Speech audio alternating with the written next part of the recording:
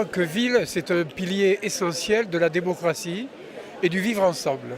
Donc j'ai pu mesurer l'importance du tissu associatif, de l'engagement que l'on a avec les citoyens de la ville, au travers d'activités très différentes que sont la culture, le sport, le temps libre, l'international, la solidarité.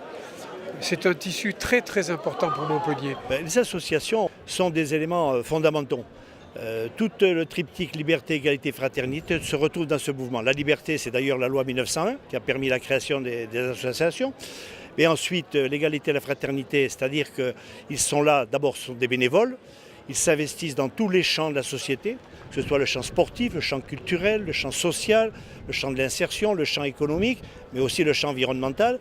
Donc ce sont des associations qui œuvrent pour cimenter cette solidarité sociétale et puis pour renforcer le lien social. 30% des Montpelliérains sont nés à Montpellier, 70% sont nés ailleurs.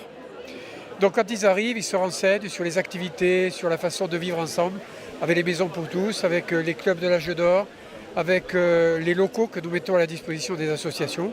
Les associations jouent un rôle fondamental dans la création du lien social, dans tous leurs champs d'activités qui sont extrêmement variés, comme on peut le voir ce matin ici.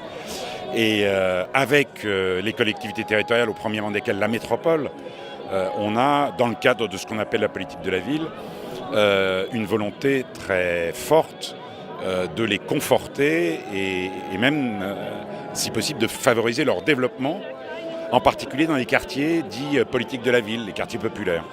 Alors il y a un certain nombre d'associations, alors je pense également dans le domaine de l'insertion, ça c'est très important, le domaine de l'insertion professionnelle. Les associations d'insertion, chantiers d'insertion, entreprises d'insertion. Donc là aussi, c'est pour nous une des priorités, c'est d'aider leur développement et de conforter ce tissu, en particulier, je le répète, dans les quartiers populaires.